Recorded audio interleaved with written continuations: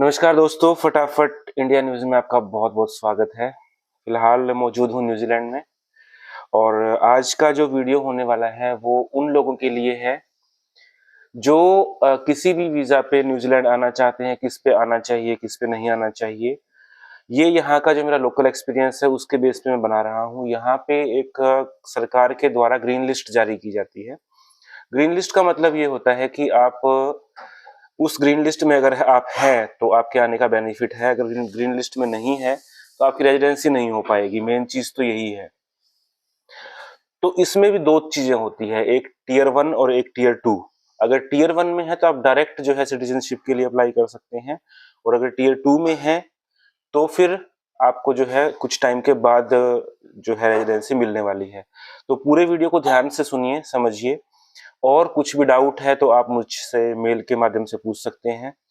जो लिस्ट है, देखिए, काफी सारे लोग ऐसे रहते हैं जो कुछ एजेंटों के चक्कर में पड़ के बहुत सारा पैसा बर्बाद कर देते हैं और उसके बाद में उनका आना जो है बेकार हो जाता है। तो ऐसी चीजें मत कीजिए और पहले सब चीज स्टडी कर लीजिए। अगर आप यहाँ आना चाहते हैं तो कंप्लीट आप रिसर्च कर लीजिए कि किस किस फील्ड में आपको आना चाहिए। अगर आप उसमें एलिजिबल हैं तो अप्लाई कीजिए। जरूरी नहीं है कि आप डायरेक्ट जॉब वीजा पे ही आए। स्टडी में भी अगर आप ऑप्शन देख रहे हैं तो उसमें बहुत सारे ऑप्शंस ऐसे हैं कि आप स्टडी के माध्यम से यहाँ पे सिटीजनशिप ले सकते हैं। सबसे पहले यहाँ पे जो होती है वो होती है रेजिडेंसी। रेजिडेंसी यानी कि एक आपको रहने के लिए अनुमति मिलेगी कि आप यहाँ पे रह सकते हैं। उसके बाद में होती है परमानेंट रेजिडेंसी, पीआर, और उसके बाद होती है सिटीजनशिप। तो पीआर और सिटीजनशिप में ज़्यादा डिफरेंस नहीं है। पीआर में और सिटीजनशिप में यही फर्क होता है कि जो नेशन को रिप्रेजेंट करते हैं या पॉलिटिक्स वगैरह है उसमें आप नहीं जा सकते। अगर आपके पास पीआर है तो यानी कि आप इलेक्शंस नहीं लड़ सकते हैं या देश को रिप्रेजेंट नहीं कर सकते हैं। वोटिंग के जो राइट्स हैं वो पीआर और सिटीजनशिप दोनों को दिए जाते हैं। तो अभी मैं बात करता हूं कि अगर आप में मैं पूरी लिस्ट बता रहा हूं, वीडियो काफी लंबा होने वाला है, लेकिन अगर वीडियो में आप लिस्ट में आपका कहीं भी नाम है तो आप ट्राई कर सकते हैं। अगर नाम नहीं है तो ट्राई मत कीजिएगा।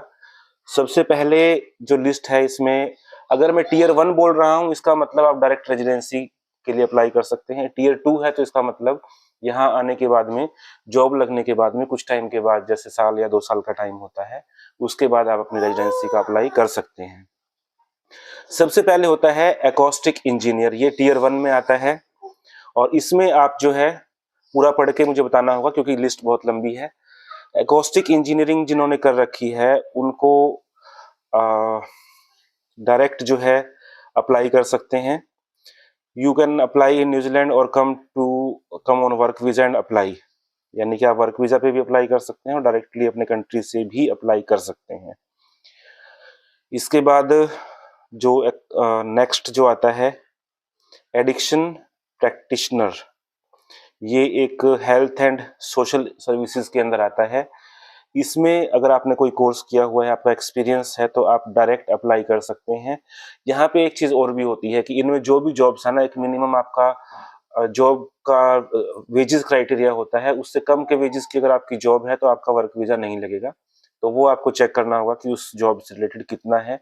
आपके एम्प्लॉयर भी आपको बता देंगे। और अगर एम्प्लॉयर को रिक्वायरमेंट है, ये वो लिस्ट है जिनकी रिक्वायरमेंट रहती है कंट्री में। इसको ऐसे समझिए कि जिनकी शॉर्टेज रहती है देश के अंदर। इसके बाद नेक्स्ट जो आता है अल्कोहल एंड ड्रग क्लिनिशियन। इसमें हेल्थ एंड सोशल सर्विसेज में ही आता है, यानी कि जो एडिक्टेड वगैरह लोग होते हैं उनको, मतलब जो मेडिसिन वगैरह देते हैं, वो अल्कोहल एंड ड्रग क्लिनिशियन हो गया। आफ्टर दैट अगर हम बात करें, ये भी किस में आता है, टीयर 1 में आता है। और जो मैंने एडिक्शन प्रैक्टिशनर बोला वो भी टीयर 1 में ही आता है। तो ये डायरेक्ट सिटीजनशिप का अप्लाई कर सकते हैं। इसके बाद अगर हम बात करें एम्बुलेंस पैरामेडिक, यानी कि एम्बुलेंस पैरामेडिक वो होते हैं जो हेल्थ एंड सोशल सर्विसेज के अंदर आते हैं। एम्बुलेंस ड्राइवर मत समझ लेना, एम्बुलेंस पैरामेडिक होते हैं, यानी कि जिस टाइम पे एम्बुलेंस गई उस टाइम पे जो फर्स्ट एड वगैरह जो पेशेंट है उसको दे पाए, वो एम्बुलेंस पैरामेडिक होते हैं। यानी कि स्टार्टिंग में जो दवाई दे पाए, कोई बंदा सीरियस है या किसी को कुछ भी प्रॉब्लम है, उस टाइम पे एक प्राथमिक उपचार जो तुरंत हॉस्पिटल पहुंचने तक उपलब्ध करवा सकें, उसको बोलते हैं एम्बुलेंस पैरामेडिक। आफ्टर दैट अगर हम देखें एनेस्थेटिक टेक्नीशियन, एनेस्थेटिक होता है जो सांस से संबंधित कुछ भी प्रॉब्लम होती है, तो उसका जो मतलब ये भी डॉक्टरी लाइन का ही हो गया। डॉक्टरी लाइन की काफ़ी रिक्वायरमेंट है, अगर आप मेडिकल लाइन में हैं तो आप अप्लाई कर सकते हैं। काफ़ी सारे फील्ड्स हैं, लगभग फील्ड्स इसमें कवर किए हुए हैं। तो ये डायरेक्ट टीयर 1 में आता है और इसमें भी आप जो है सीधा अप्लाई कर सकते हैं रेजिडेंसी का। इसके बाद टीयर 1 में एक आ गया अनेस्थेसिस्ट, तो ये भी डायरेक्ट जो सांस वाला होता है उसी का है, हेल्थ एंड सोशल सर्विसेज का है। और इसके बारे में अगर आपको ज़्यादा डिटेल चाहिए ना, सबकी लिस्ट के साथ साथ अगर आपको ज़्यादा डिटेल पढ़नी है अपने फील्ड के संबंध में, तो मैं डिस्क्रिप्शन में आपको एक लिंक दे दूंगा जो गवर्नमेंट का है, वहां से आप चेक कर सकते हैं। एनालिस्ट प्रोग्रामर ये आता है ICT इलेक्ट्रॉनिक्स एंड टेलीकम्युनिकेशन में। जो प्रोग्रामिंग एनालिस्ट होते हैं, जो प्रोग्रामिंग करते हैं सी, जावा प्लस प्लस वगैरह वो जो चीज़ें हैं, वो लोग टीयर 1 में आता है और इसमें भी डायरेक्ट जो है आप अप्लाई कर सकते हैं।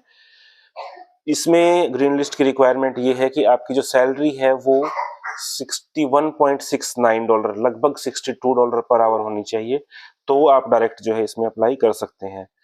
एंड फॉर एम्प्लॉयमेंट के लिए इतना होना चाहिए, और for straight to residency only where the employment और offer of the employment is based on a contract for services, pay must be 92.54 per our, यानी कि लगभग $92.54, लगभग $93 आप मान लीजिए। अगर आप डायरेक्ट रेजिडेंसी में जा रहे हैं तो इतना जो है आपका होना चाहिए, इसके इक्विवेलेंट सैलरी होनी चाहिए। और मिनिमम आपका 10 साल का वर्क एक्सपीरियंस होना चाहिए, work in relevant role is required. 10 साल का जो है रोल आपका पहले से एक्सपीरियंस होना चाहिए, तो आप इसमें डायरेक्ट जो है रेजिडेंसी के लिए अप्लाई कर सकते हैं। और ये जो मैं आपको मिनिमम क्राइटेरिया बता रहा हूँ ना, ये ऐसा नहीं है कि असंभव है। इजीली अगर जिनका एक्सपीरियंस है उनको कंपनियां ऑफर भी कर देंगी, सब चीजें करवा के भी देंगी, क्योंकि इनकी रिक्वायरमेंट होती है। ऑडियोलॉजिस्ट, ऑडियोलॉजिस्ट भी आपको बता दिया कि जो हेल्थ एंड सोशल इंडस्ट्री के अंदर होता है, ये एक ऑडियोलॉजिस्ट भी एक प्रोफाइल होता है। जो इस लाइन में वर्क करते हैं उनको पता है। तो हर तरह के फील्ड में किस किस फील्ड में क्या क्या रिक्वायरमेंट है वो मैं आपको बताऊंगा। ऑडियोमेट्रिस्ट, ये ऑडियोलॉजिस्ट भी टीयर 1 में है, ऑडियोमेट्रिस्ट भी टीयर 1 के अंदर आता है, ये भी हेल्थ लाइन के अंदर है। ऑटोमोटिव इलेक्ट्रीशियन, जो गाड़ियों के इलेक्ट्रीशियन होते हैं, जो कारों के, ट्रक के, बसों के, किसी भी गाड़ी के जो इलेक्ट्रीशियन होते हैं, ये टीयर 2 में आता है। तो इसमें क्या होगा कि 2 साल का आपका जो है स्टार्टिंग में वर्क वीजा लगेगा, उसके बाद में आप इसका जो है अपना PR अप्लाई कर सकते हैं। और इसके लिए जो ग्रीन लिस्ट रिक्वायरमेंट है आपके पास में, यानी कि ये जो आ रहे हैं इसमें इलेक्ट्रीशियन वाला, ये मैं प्रेफर करूंगा कि स्टडी वीजा पे आए तो बेटर रहेगा, क्योंकि इसके अंदर लाइसेंस चाहिएगा। इसके बाद में अगर हम बात करें, जैसा ऑटोमोटिव इलेक्ट्रीशियन का मैंने बताया, तो ऑटोमोटिव इलेक्ट्रीशियन में NZQF लेवल 4 और इससे ऊपर की क्वालिफिकेशन आपके पास होनी चाहिए। ऑटोमोटिव इलेक्ट्रीशियन का जो है आपके पास डिप्लोमा होना चाहिए, वो न्यूजीलैंड का होना चाहिए। अगर यहाँ का है, इसका मतलब सीधा सा है कि आप यहाँ सिर्फ स्टडी वीजा पे आके ही इस पे जो है कर सकते हैं। ऑटोमोटिव इलेक्ट्रीशियन का कोर्स कीजिए और उसके बाद आप अपनी जॉब कर सकते हैं। तो ये एक 2 साल की जॉब के बाद आप रेजिडेंसी अप्लाई कर सकते हैं। इसके बाद अगर हम बात करें बैकहो ऑपरेटर, ये सिविल मशीनरी होती है। सिविल जैसे जो बिल्डिंग्स वगैरह बनती है उनके अंदर एक मशीनरी होती है, उसके जो ऑपरेटर होते हैं उनके लिए ये है, ये टीयर 2 में आता है। यानी कि जो भी टीयर 2 में है ना, उसके लिए तो आपको स्टडी वीजा पर ही आना होगा मोस्ट प्रोबेबली। कुछ ऐसे हो सकते हैं जो इंडिया का आपका एक्सपीरियंस स्टडी है वो वैलिड हो जाएगी, इंडिया का, पाकिस्तान का, बांग्लादेश का, जो भी है, लेकिन मोस्टली जो है इसमें आपको स्टडी पे आना होगा। तो ये बैकहो ऑपरेटर जो है, if you are working in this role you are eligible and you can apply for residency after 2 year. 2 साल के बाद आप जो है रेजिडेंसी के लिए अप्लाई कर सकते हैं।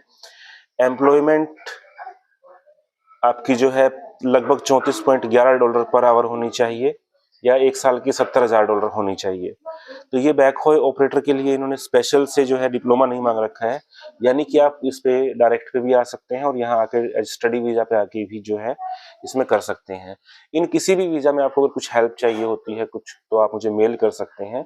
मैं आपको बेहतर जानकारी इसमें दे दूंगा कि आपको किस पे आना चाहिए आपके एजुकेशन के हिसाब से। नेक्स्ट जो है building associate, building construction supervisor, जो बिल्डिंग्स बनती है उसमें कंस्ट्रक्शन सुपरवाइजर जो होते हैं उनके लिए है। उनके लिए कंस्ट्रक्शन लाइन का हो गया, सीधा सा है, टीयर 2 में आएगा।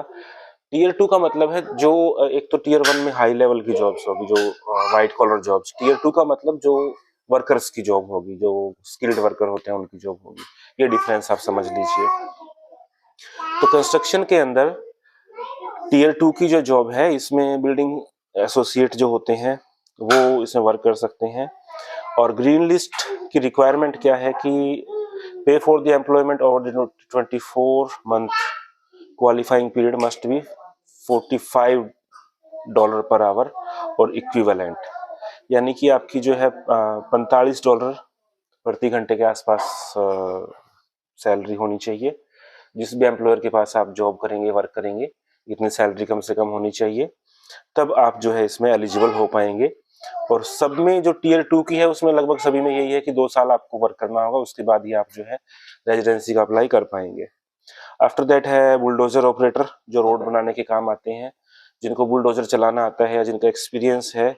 इसके साथ में एक यहाँ पे आर एंडोर्समेंट लाइसेंस बनता है अलग से, वो जिनका हैवी लाइसेंस होता है उनका इजीली बन सकता है, ऐसे डायरेक्ट नहीं बन पाएगा। तो वो यहाँ पे आने के बाद कम से कम आपको 3-4 महीने कम से कम आपको लगेंगे प्रोसेसिंग के अंदर, और खर्चा भी इसमें काफी अच्छा खासा आपका जो है लग जाएगा अगर आप अपने लाइसेंस को कन्वर्ट करवाते हैं तो। लेकिन वो खर्चा अच्छा खासा जो है आपका ज्यादा नहीं तो 6 महीने में आप कंप्लीट कर लेंगे, अगर आपका एक बार यहाँ पे वर्क परमिट और सारा वर्क अगर हो गया तो। आप ये मान लीजिए कि अगर आपके पास प्रॉपर जॉब है तो आपको यहाँ पे जो रेजिडेंसी वगैरह के लिए अप्लाई कर पाएंगे। तो पहले आपको लाइसेंस बनवाना होगा, उसके बाद में आप इस बुलडोजर ऑपरेटर के लिए अप्लाई कर सकते हैं। इसमें जो मिनिमम सैलरी है वो $35 होनी चाहिए, और 24 महीने, वही 2 साल आपको जो है काम करना होगा, उसके बाद रेजिडेंसी का आप अप्लाई कर पाएंगे। आफ्टर दैट कार्डियोलॉजिस्ट जो होते हैं, ये रोल टीयर 1 की है। टीयर 1 की यानी कि डायरेक्ट रेजिडेंसी के लिए अप्लाई कर सकते हैं, और ये मेडिकल फील्ड का है। कार्डियोलॉजिस्ट जो मेडिकल फील्ड से हैं उनको पता है क्या होता है। इसके बाद कार्डियोथोरेरिक सर्जन, ये सर्जन होते हैं मेडिकल फील्ड के अंदर, ये भी डायरेक्ट जो है अप्लाई कर सकते हैं। टीयर 1 में आता है तो सीधा रेजिडेंसी के लिए अप्लाई कर सकते हैं। मेडिकल फील्ड में लगभग जितने भी हैं उनके लिए डायरेक्ट रेजिडेंसी के ऑप्शंस अवेलेबल हैं। Career counsellor tier 1 eligible for straight to residence, health and social services के अंदर ये आता है करियर्स काउंसलर। और इसके अंदर आप जो है ग्रीन लिस्ट की रिक्वायरमेंट क्या है, membership with New Zealand association of counsellors, यहाँ की न्यूजीलैंड की जो एसोसिएशन है काउंसलर्स की, उसकी मेंबरशिप आपके पास होनी चाहिए, और जो मिनिमम सैलरी क्राइटेरिया है वो आपका होना चाहिए। तो ये हेल्थ एंड सोशल सर्विसेज के अंदर आता है। और इसमें मैं रिकमेंड करूंगा कि अगर आपके पास यहाँ से स्टडी करते हैं तो ही आप उसके मेंबर हो पाएंगे। डायरेक्ट वहां से इंडिया से तो या किसी भी देश से आप अगर आ रहे हैं तो मेंबर नहीं होंगे। तो यहाँ आप स्टडी पे अगर आ रहे हैं, स्टडी के लिए गैप कुछ लाइन में एक्सेप्टेबल है, लेकिन जो आपका ये रहता है, एक टेस्ट होता है आईलेट्स का या टोफेल का, उनमें से कोई भी टेस्ट आपका दिया हुआ होना चाहिए, उसके बैंड के बेस पे ही आपका जो है एडमिशन होता है। केमिकल इंजीनियरिंग, जो लोग केमिकल इंजीनियर हैं टीयर 1 में आते हैं, डायरेक्ट रेजिडेंसी के लिए अप्लाई कर सकते हैं। इसके लिए जो रिक्वायरमेंट है वो है Washington accord accredited engineering degree, यानी कि वॉशिंगटन अकॉर्ड जो है वो आप गूगल पे सर्च कर लीजिएगा, उससे एफिलिएटेड होना चाहिए जो इंजीनियरिंग की डिग्री है। और न्यूजीलैंड की डिग्री है, यानी कि आपको यहाँ की डिग्री ही जहाँ तक जो इसको बता रखा है केमिकल इंजीनियरिंग के लिए, अगर आपके पास न्यूजीलैंड की डिग्री है तो आप डायरेक्ट रेजिडेंसी का अप्लाई कर पाएंगे, जो इसमें कंडीशंस दी हुई है। इसके बाद चीफ इंफॉर्मेशन ऑफिसर है, इलेक्ट्रॉनिक्स एंड टेलीकम्युनिकेशन या आईसीटी जो होता है, इंफॉर्मेशन टेक्नोलॉजी का, आईटी या फिर इलेक्ट्रॉनिक्स एंड कम्युनिकेशन इंजीनियरिंग के जो लोग हैं उनके लिए चीफ इंफॉर्मेशन ऑफिसर की जो जॉब है वो होती है। और इसके अंदर भी सैलरी का स्ट्रक्चर भी अच्छा है, जो लगभग $62 मिनिमम आपको मिल जाता है। और अगर आपकी $93 स्टार्टिंग है तो आप डायरेक्ट रेजिडेंसी का अप्लाई कर पाएंगे। इसके बाद अगर हम बात करें चिरोप्रैक्टर, ये भी एक हेल्थ एंड सोशल सर्विसेज के अंदर जॉब होती है और इसके अंदर आपका मीडियन वेज का जो है क्राइटेरिया है वही, और टीयर 1 की जॉब है, यानी कि डायरेक्ट रेजिडेंसी इसके अंदर आपको मिलती है। सिविल इंजीनियरिंग, जो लोग सिविल इंजीनियरिंग किया हुआ है जिन्होंने, वो अप्लाई कर सकते हैं, लेकिन उनकी भी सिविल इंजीनियरिंग न्यूजीलैंड से होनी चाहिए, तो आप डायरेक्ट रेजिडेंसी का अप्लाई कर पाएंगे। यानी आप यहाँ स्टडी वीजा पे सिविल इंजीनियरिंग में एडमिशन लेकर रेजिडेंसी का अप्लाई कर सकते हैं।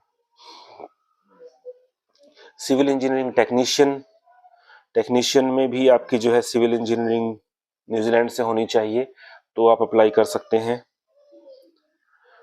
इसके बाद क्लिनिकल डेंटल टेक्नीशियन, ये जो है हेल्थ एंड सोशल सर्विसेज के अंदर आता है। इसके अंदर क्या है, to be eligible you must be working for an accredited employer और have a job offer from one, आपके पास जॉब ऑफर होना चाहिए।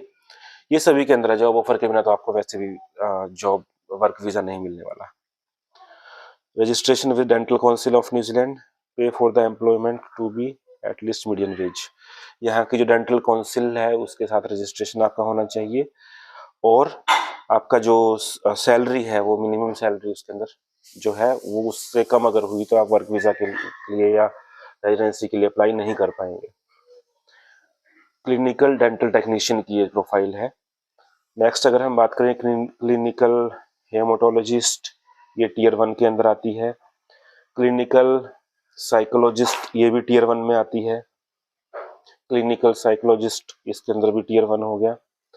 कंस्ट्रक्शन प्रोजेक्ट मैनेजर, जो कंस्ट्रक्शन लाइन में प्रोजेक्ट्स मैनेजर होते हैं, इनका अगर आपका न्यूजीलैंड का प्रॉपर डिप्लोमा है तो आप इसमें रेजिडेंसी का अप्लाई कर पाएंगे। Counsellors NEC, health and social services के अंदर आता है, इसमें भी आपका अगर न्यूजीलैंड का डिप्लोमा है तो आपका अप्लाई होगा।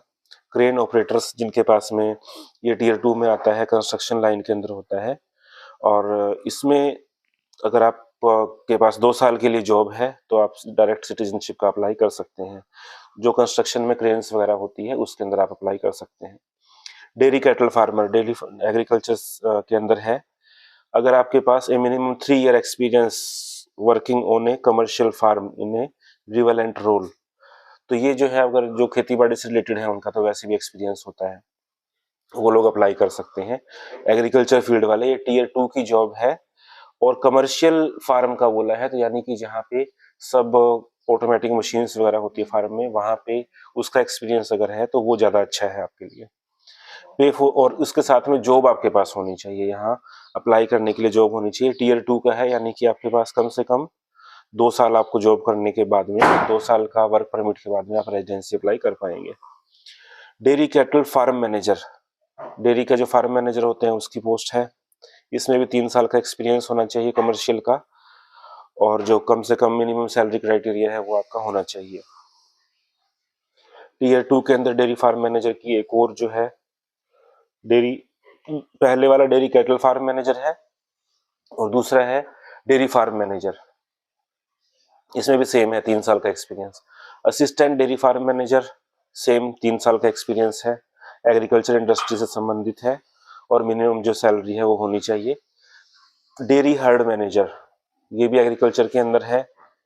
डेंटिस्ट स्पेशलिस्ट, ये जो डेयरी वाली है ये सब टीयर 2 की है, यानी कि 2 साल के वर्क परमिट के बाद आप रेजिडेंसी अप्लाई कर पाएंगे। डेंटिस्ट स्पेशलिस्ट, दांतों के जो स्पेशलिस्ट होते हैं वो।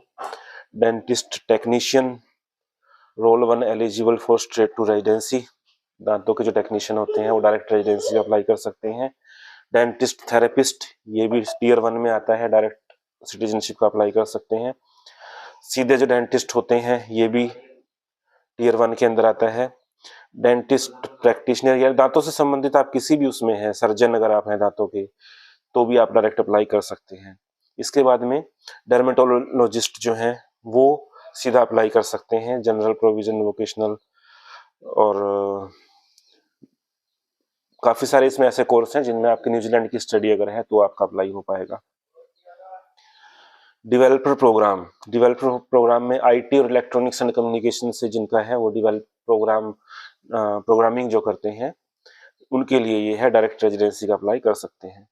डायग्नोस्टिक एंड इंटरवेंशनल रेडियोलॉजिस्ट, ये भी टियर 1 में आता है, डायरेक्ट रेजिडेंसी का अप्लाई कर सकते हैं। Diesel motor mechanic, diesel motor जो मैकेनिक है, हैवी व्हीकल इंस्पेक्टर, ये टियर 2 में आता है, यानी कि आप जो है 2 साल के बाद में अप्लाई कर पाएंगे। इसके बाद अगर हम बात करें, डाइटिशियन टियर 1 में आता है, सीधा अप्लाई होगा। डिस्पेंसिंग ऑप्टिशियन, ये भी हेल्थ एंड सोशल सर्विसेज के अंदर, यानी कि हॉस्पिटल लाइन में एक जॉब होती है, वो भी सीधा अप्लाई कर सकते हैं। ड्रेन लेयर, ये होता है ट्रेड्स इंडस्ट्री के अंदर, ठीक है, और इसके अंदर आपका जो है मिनिमम वेजेस अकॉर्डिंगली होना चाहिए।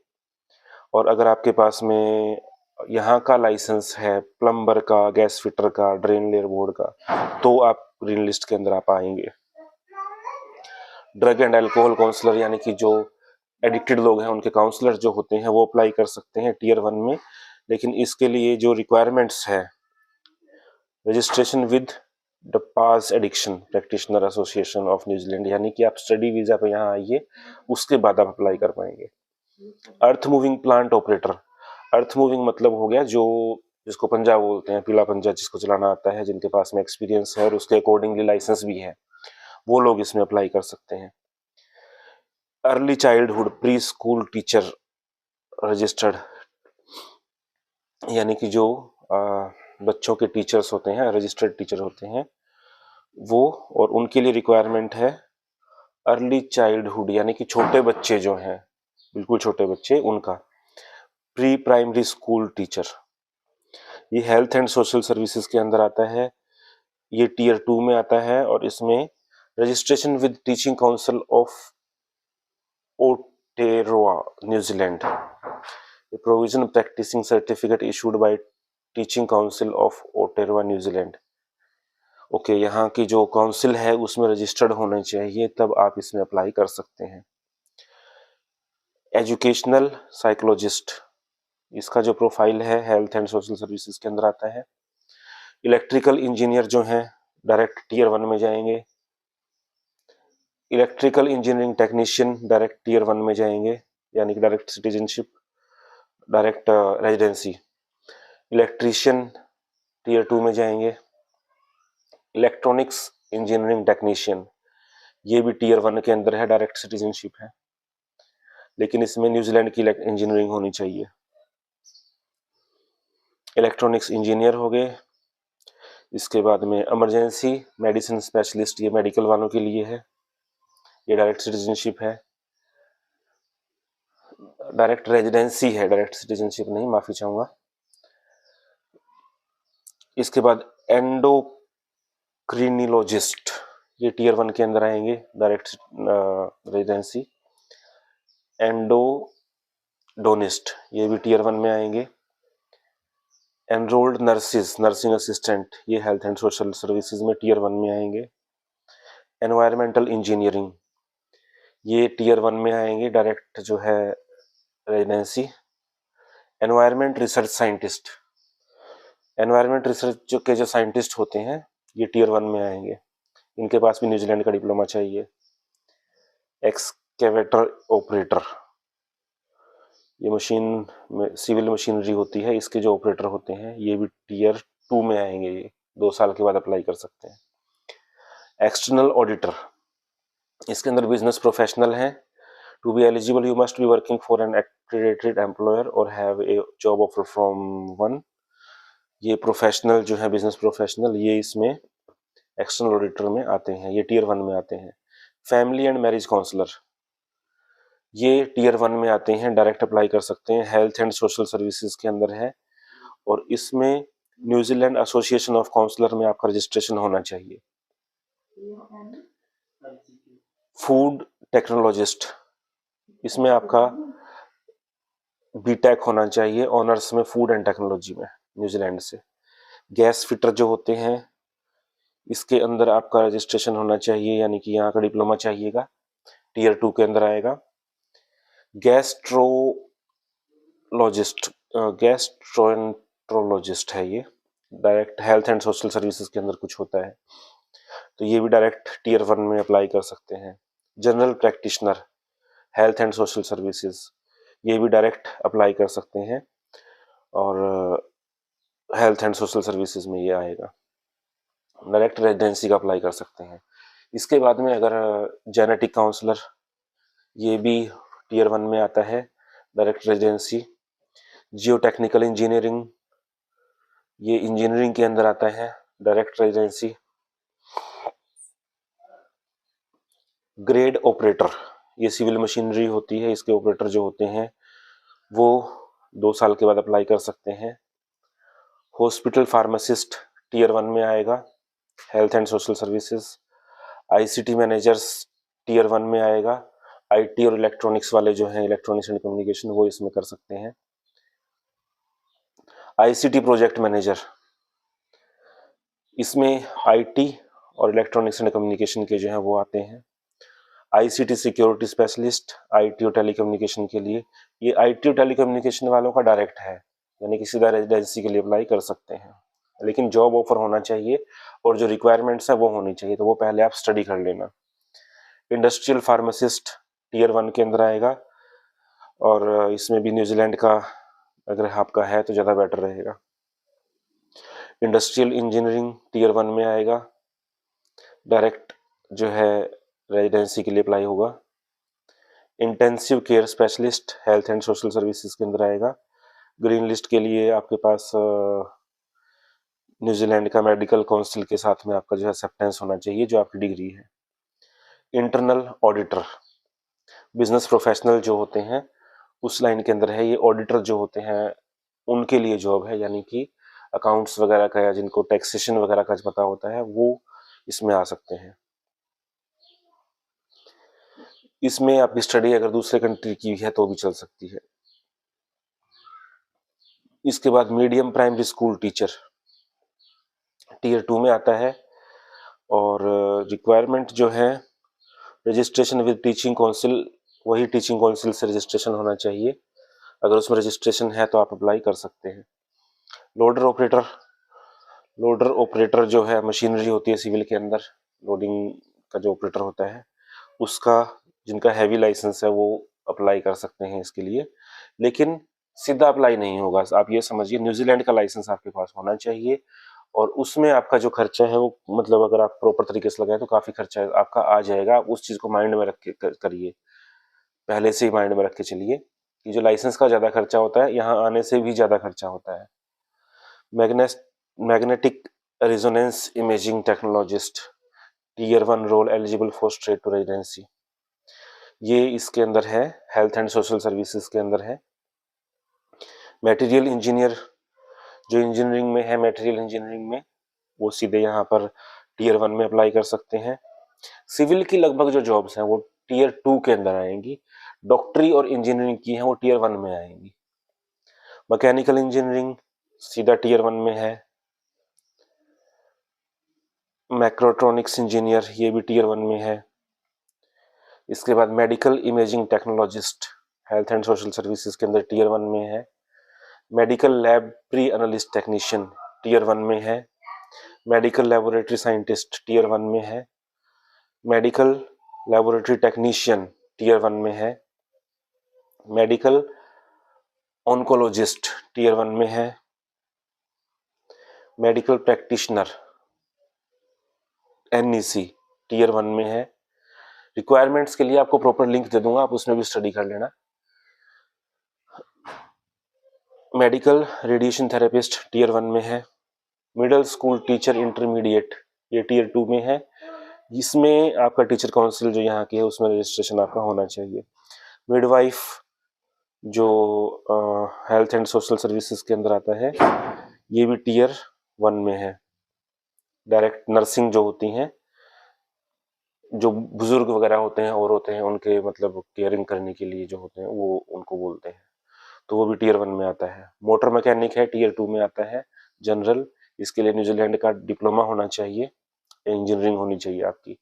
मोटरसाइकिल मैकेनिक, इसके लिए भी आपका जो है न्यूजीलैंड का सर्टिफिकेट हैवी ऑटोमोबाइल इंजीनियरिंग का। मल्टीमीडिया स्पेशलिस्ट, यानी कि जिनका डिप्लोमा चाहिए वो लोग स्टडी वीजा पे यहाँ पे आ सकते हैं, लेकिन स्टडी वीजा में सभी के अंदर आपको आइलेट्स का एग्जाम पहले जो है क्लियर करके बैंड लाना होगा, उसके बाद ही आप आ सकते हैं। Multimedia specialist IT and electronics का है। आईटी, इलेक्ट्रॉनिक्स एंड कम्युनिकेशन दोनों में से कोई भी है तो वो आ सकते हैं इसके लिए। न्यूरोलॉजिस्ट टीयर 1 की जॉब है।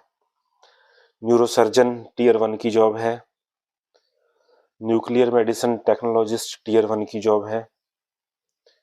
ये सारी हेल्थ की है। नर्स है, वो भी नर्स प्रैक्टिशनर, ये टीयर 1 की जॉब है। ऑब्स्टेट्रिशियन एंड गायनेकोलॉजिस्ट, ये भी टीयर 1 की है। ऑक्यूपेशनल थेरेपिस्ट, ये भी टीयर 1 की है। ऑपरेटिंग थिएटर टेक्नीशियन, इनमें से अगर आपने कुछ भी कर रखा है तो आप कोशिश कर सकते हैं यहाँ की जॉब पाने के लिए। अदरवाइज अगर कोई और प्रोफाइल है तो फिर आपका रेजिडेंसी के लिए आप जो है एलिजिबल नहीं हो पाएंगे। ऑपरेटिंग थिएटर टेक्नीशियन, ये भी जो है हेल्थ एंड सोशल सर्विसेज का है, इसमें भी आप अप्लाई कर सकते हैं, टीयर 1 है। Optometrist industry health and social services, tier 1। उसके बाद में है oral and maxillofacial surgeon. Oral health therapist जो है वो इसके अंदर सीधा आते हैं। इसके बाद ओरल मेडिसिन स्पेशलिस्ट है, वो सीधा आते हैं। ओरल पैथोलॉजिस्ट है, वो सीधा आएंगे। ओरल सर्जरी स्पेशलिस्ट, ये भी सीधा आएंगे, रोल 1 के अंदर ही आएंगे सीधा, टीयर 1 के अंदर। Organizational psychologist tier 1। Orthopedic surgeon tier 1। Orthodontist tier 1। Orthopaedist tier 1। Ortho prosthetic technician tier 1। Orthotist और प्रोथिस्ट, ये भी जो है टीयर 1 में आएंगे। ओस्टोपाथ टीयर 1 में आएंगे। अदर स्पेक्टियल साइंटिस्ट, ये टीयर 1 में आएंगे। ओट्रोहिनो लैरिंगोलॉजिस्ट, ये टीयर 1 में आएंगे, हेल्थ एंड सोशल सर्विस के अंदर होता है। पेडियाट्रिक सर्जन, पेडियाट्रिशियन, ये टीयर 1 में आएंगे।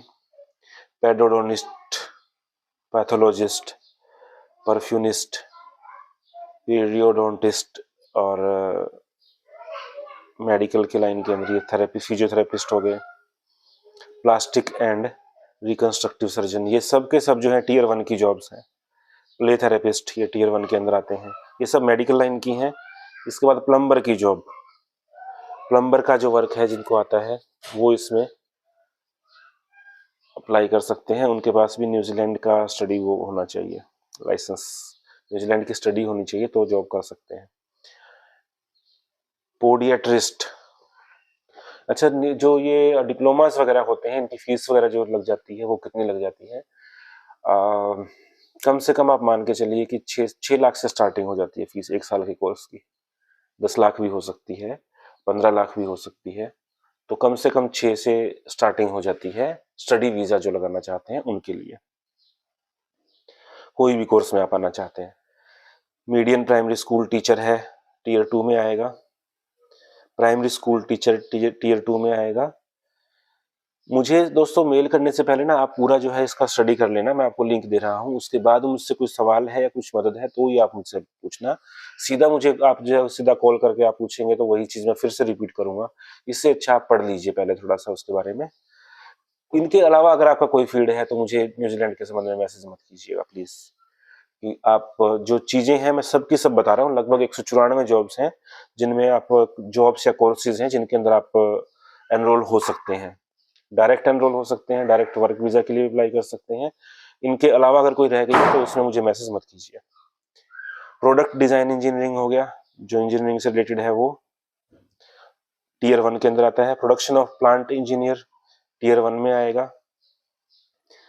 प्रोजेक्ट बिल्डर टीयर 1 में आएगा। बिल्डिंग प्रोजेक्ट मैनेजर टीयर 1 में आएगा। ये सब कंस्ट्रक्शन और इंजीनियरिंग की जो जॉब्स है वो है। साइट फोरमैन का भी टीयर 1 में आएगा। और प्रोस्थोडोंटिस्ट ये टीयर 1 में आएगा, ये हेल्थ के अंदर जॉब है। साइकेट्रिस्ट टीयर 1 में आएगा। साइकोलॉजिस्ट टीयर 1 में आएगा। साइकोथेरेपिस्ट टीयर 1 में आएगा। Public health dentistry specialist tier 1 में आएगा। क्वांटिटी सर्वेयर टीयर 1 में आएगा, कंस्ट्रक्शन लाइन के अंदर होता है। जो कंस्ट्रक्शन लाइन के अंदर टीयर 1 में आता है, और ये जो होता है यहाँ पे बैचलर्स डिग्री आपको चाहिए न्यूजीलैंड की। रेडिएशन ऑन्कोलॉजिस्ट ये भी टीयर 1 में आता है, ये हेल्थ एंड सोशल सर्विसेज के अंदर होता है। रजिस्टर्ड नर्स जो है हेल्थ एंड सोशल सर्विसेज में, ये भी टीयर 1 में आता है। इसके बाद registered nurse child and family health sector में जो होती हैं वो भी टीयर 1 में आएगा। रजिस्टर्ड नर्स जो है कम्युनिटी हेल्थ में होता है, ये भी टीयर 1 में आएगा।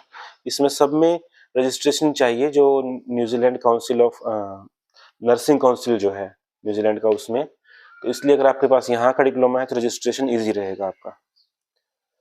Registered nurse critical care and emergency की जो नर्सिस रहती है उनका टीयर 1 में आएगा। Registered nurse development disability tier 1 में आएगा। Registered nurse disability and rehabilitation tier 1 में आएगा। Registered nurse medical practice tier 1 में आएगा। मेडिकल के अंदर अगर आप रजिस्टर्ड नर्स हैं, मेंटल हेल्थ में प्रियोपरेटिव सर्जिकल, इन सब में जो भी नर्सिस के सभी सेक्टर इन्वॉल्व आप मान के चलिए। इसके बाद रिहैबिलिटेशन काउंसलर टीयर 1 में आएगा। और रेनल मेडिसिन स्पेशलिस्ट ये भी टीयर 1 में आएगा। रेजिडेंट मेडिकल ऑफिसर टीयर 1 में आएगा। रेस्टोरेटिव डेंटिस्ट्री स्पेशलिस्ट टीयर 1 में आएगा। र्यूमेटोलॉजिस्ट टीयर 1 में आएगा। रिटेल फार्मासिस्ट टीयर 1 में आएगा। स्कूल प्रिंसिपल टीयर 2 में आएगा। अब स्कूल प्रिंसिपल के लिए अगर मैं बात करूं तो registration with teaching Council of Aotearoa, ये यहाँ का टीचर काउंसिल है, इसमें अगर रजिस्टर्ड है तो उसका प्रोसीजर मैं अलग से एक वीडियो बना दूंगा, कैसे उसमें रजिस्टर्ड होने का सिस्टम होता है। अगर आपने यहाँ से स्टडी किया तो इजीली हो जाएगा। अगर आप बाहर से आपकी स्टडी है और उसमें क्या पॉसिबिलिटीज हो सकती है, उसका अलग से वीडियो मैं आपके लिए ले आऊंगा। सेकेंडरी स्कूल टीचर, इसमें भी रजिस्ट्रेशन चाहिए। हलाल स्लॉटर्स, जो हलाल के जो स्लॉटर्स होते हैं, कसाई होते हैं, उनकी। सोशल वर्कर के अंदर हेल्थ एंड सोशल सर्विसेज, इसमें registration with the social worker registration board, social worker registration board के अंदर जो है रजिस्ट्रेशन होना चाहिए। सॉफ्टवेयर एंड एप्लीकेशंस प्रोग्राम, इसके अंदर अगर आप हैं तो भी आप अप्लाई कर सकते हैं। Software engineer, software tester, sonographer, specialist physician NAC, specialist needs dentistry, ये सब टीयर 1 में आएंगे। स्पेशल नीड्स टीचर ये टीयर 2 में आएगा। स्पेशल एजुकेशन टीचर ये टीयर 2 में आएगा। स्पीच लैंग्वेज थेरेपिस्ट टीयर 1 में आएगा। स्टूडेंट काउंसलर टीयर 1 में आएगा। इसके बाद स्ट्रक्चरल इंजीनियरिंग टीयर 1 में आएगा। Surgeon, surveyor, teacher of English to speakers of other language, English से जो अदर लैंग्वेज में आप बोलते हैं उसके जो टीचर्स रहते हैं उनके लिए टीयर 2 में आएगा। इनका भी टीचिंग काउंसिल के अंदर रजिस्ट्रेशन होना चाहिए। टीचर ऑफ हियरिंग इम्पेयर्ड, जो कानों के जो इम्पेयरमेंट होती है उसके लिए जो टीचर होते हैं वो। इसके बाद टीचर ऑफ साइन इम्पेयर्ड, जो लैंग्वेज में बात करना सिखाते हैं वो, ये सीधा टियर 2 में आते हैं।